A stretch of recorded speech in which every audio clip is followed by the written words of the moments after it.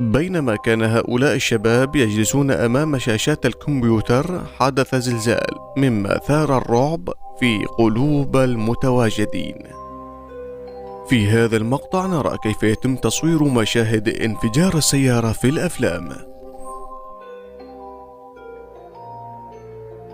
كانت سيارة الشرطة تقف على جانب الطريق عندما طار نحوها إطار سيارة واصطدم بشكل قوي وكسر الزجاج. يبدو أن تلك الإوزة سعيدة للغاية، والسبب في ذلك هو رجوع صاحبها إلى المنزل بعد يوم عمل طويل، فتستقبله بالترحاب. كانت تلك الفتاة تحاول حمل الكيس على ظهرها، ولكن بسبب وزنه تسبب في إسقاطها. كنت أظنها بالبداية سيارة لعبة، لم أكن أعلم إنها بإمكانها السير على الطريق بهذه السرعة. بسبب الرياح تتحرك تلك المظلة بمفردها، كأنها تسير على الأرض بفعل قوى خفية. القطط أشقياء للغاية، ودائما ما تتسبب في كوارث داخل المنزل. سرقت سيارتها من أمام المنزل بينما كانت تتحدث للشرطة، ولقد كان الجميع مصدوما حقا.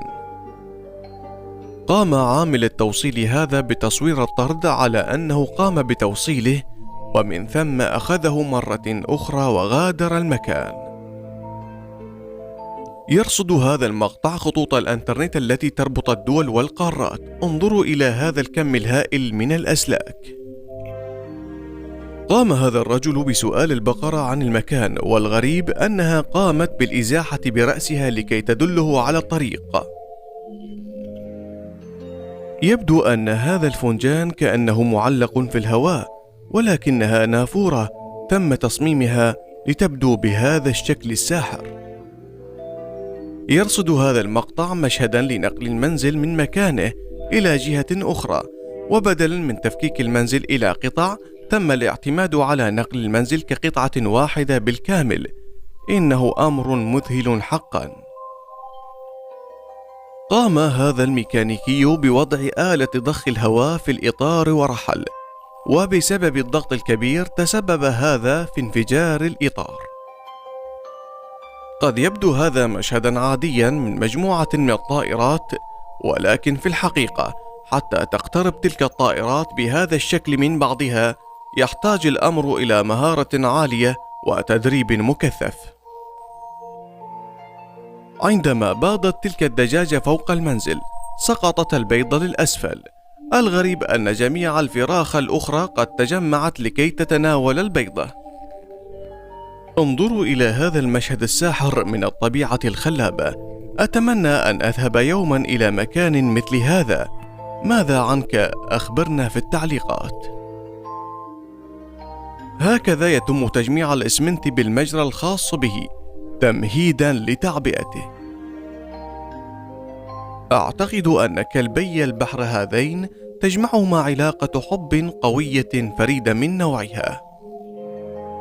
إنه نوع من قشريات البحر المميزة، ويساعدها لونها هذا في التمويه للهروب من أعدائها داخل المياه.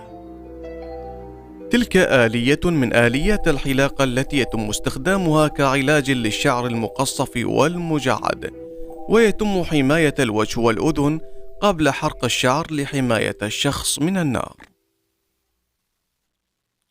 تم تصميم تلك الأباريق باحترافية كبيرة، ليس فقط لأشكالها التي تحاكي أشكال الحيوانات، ولكن أيضا لدى كل إبريق صوت يشبه صوت الحيوان الذي تم صنع الإبريق على شكله.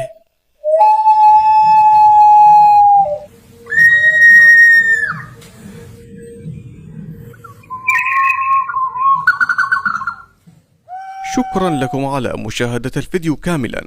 أحبكم جميعا. إلى اللقاء.